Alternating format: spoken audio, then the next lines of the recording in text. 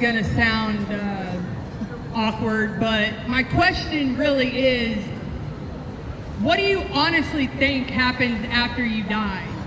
I really want you to think about that for just a second.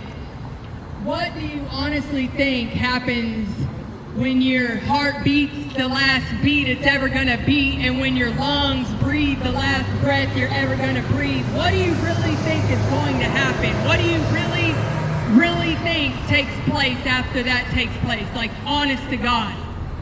If all we had to live for was this ugly, stinky life, like, I want you to really think about that. Are you really living your dream? You would have to be a billionaire or a trillionaire in this life for this life to mean much. For this life to mean much, you would have to be a trillionaire. And even then, all the delicacies of life, all the yachts, all the champagne, all the parties, all the fake friendships and jacuzzi nights still would not equate to an eternal destruction. It says the worm never dies. It says the worm never dies. The fire is never quenched. And that is a depiction of a reality that will take place at some point. There is no mixed drink. There is no blunt. There is no line of coke. There is no bowl of meth. There is nothing, no sex, that could equate to being worth spending eternity in hell, where the worm never dies and where the fire is never quenched. There is not enough clout in the world. There's not enough popularity. There is not an amazing event that could ever transpire that would make it worth. You know what? I've been so deeply, madly, truly in love, and it happened after Christ. Funny how that works.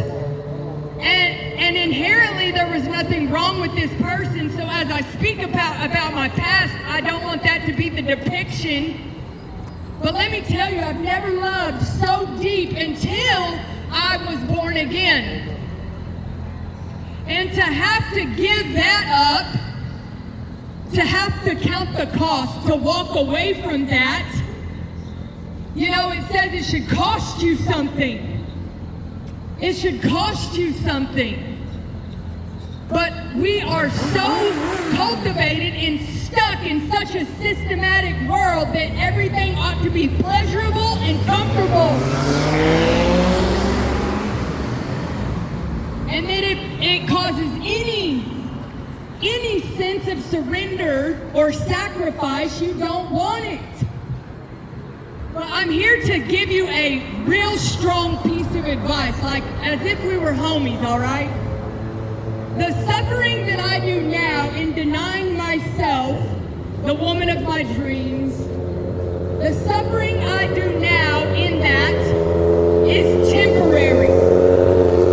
It is temporary struggle, if you will, for an eternal paradise with my Creator. Now, let me give you another side of that same coin. I live out in the flesh what I want, what I desire in my sinful nature, and I get to live it out maybe 80 years, if that.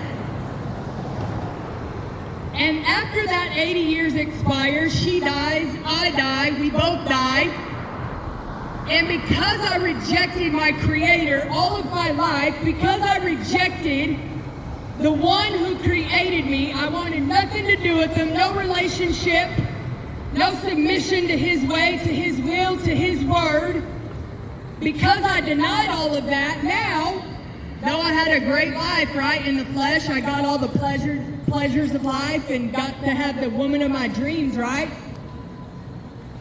Now I get to spend eternal destruction, separation from the Creator of all things, where the worm never dies and where the fire is never quenched. Nothing is worth that.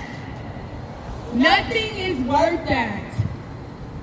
So I honestly ask, you know, it doesn't have to be rhetorical if you're brave enough. What do you honestly think happens after you breathe your last breath and after your heart beats for the last time? What do you honestly think takes place? Because I know this sounds like hateful speech, but really it could just be speech that you hate. But I say it with such love and passion and conviction because I know that this thing is true and I know that this thing is real.